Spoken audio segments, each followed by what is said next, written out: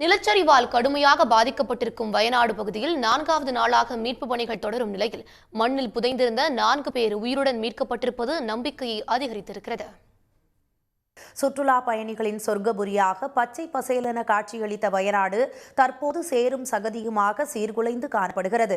மண்ணில் 12 மீட்டர் ஆழம் வரை புதைந்தவர்களை கண்டறியும் அதிநவீன தெர்மல் ஸ்கேனர் கருவிகளை மீட்பு பணியில் ஈடுபட்டுள்ள ராணுவத்தினர் பயன்படுத்தி வருகின்றனர்.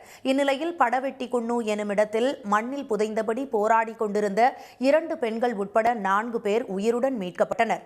கடந்த 4 நாட்களாக மண்ணில் புதைந்து கிடந்த அவர்களின் உடல்நிலை மோசமாக பாதிக்கப்பட்டிருப்பதால் உடனடியாக ஹெலிகாப்டர் மூலம் மருத்துவமனைக்கு கொண்டு செல்லப்பட்டனர்.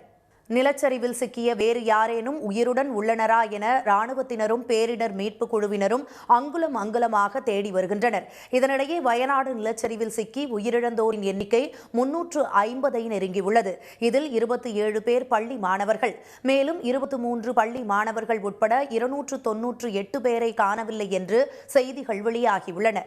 நிலச்சரிவால் பாதிக்கப்பட்ட சிறுவன் ஒருவன் தனது குடும்பத்தை சேர்ந்த 9 பேரை காணவில்லை என மலையாளத்தில் மழலை மொழி கூறுவது வார்த்தைகளில் விவரிக்க முடியாத சோகமாக உள்ளது. அம்மம்மா,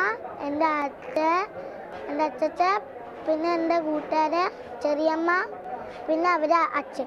മൊത്തം 9 പേര്. എൻ്റെ അശ്വിൻ പറഞ്ഞ കുട്ടിയുണ്ട്, അത് അവൻ്റെ ഏട്ടൻ. എന്നിട്ട് ശ്രേയ അവരുടെ കുട്ടീൻ്റെ കിട്ടി, അവരുടെ അച്ഛനും കിട്ടി, അവരുടെ അമ്മേനെ കിട്ടിയിട്ടില്ല. இனி കുറച്ച് പേരെ ഇനി കിട്ടാണ്ട്. வயநாட்டில் தோண்ட உயிரற்ற சடலங்கள் கண்டுபிடிக்கப்பட்டு வரும் நிலையில் மீட்பு பணிகள் எத்தனை நாட்கள் தொடரும் என்பது தெரியவில்லை என்று மீட்பு பணியில் ஈடுபட்டுள்ள கேரள கூடுதல் டிஜிபி அஜித் குமார் தெரிவித்தார். We have rescued more than 1,500 people. We expect that still some people are missing. The revenue department is trying to find out the data, how many people are there, how many people are missing. And probably in 1 or 2 days they will be able to give scientific data.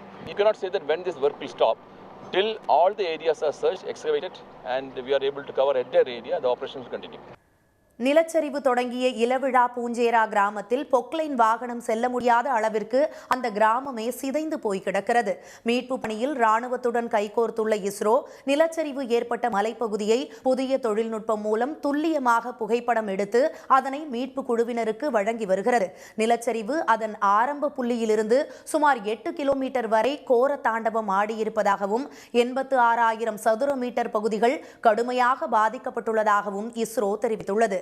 நிலச்சரிவு அபாய மாநிலங்கள் பட்டியலில் கேரளா 6வது இடத்தில் இருப்பதாகவும் ஆலப்புழா மாவட்டத்தை தவிர மற்ற அனைத்து மாவட்டங்களுமே நிலச்சரிவு அபாயம் உள்ள பகுதிகளாக இருப்பதாகவும் அதிர்ச்சியூட்டும் புதிய தகவலை இஸ்ரோ வெளியிட்டுள்ளது.